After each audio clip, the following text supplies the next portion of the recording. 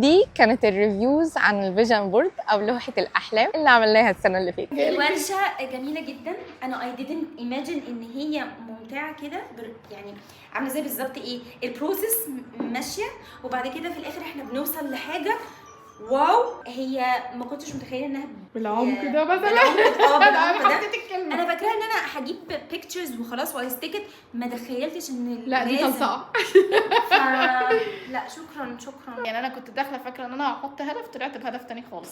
اوكي. ومع العلم ان الهدف التاني خالص هيأثر اصلا على الهدف اللي كان في بالي، بس ايه الحمد لله يعني استدركت الموضوع بس انا تبدا. مبسوطه قوي. طب ايه رايك في الورك شوب؟ تحفه جميله جدا. جينزي مبسوط؟ بصوتي دلوقتي. ايه الاخبار؟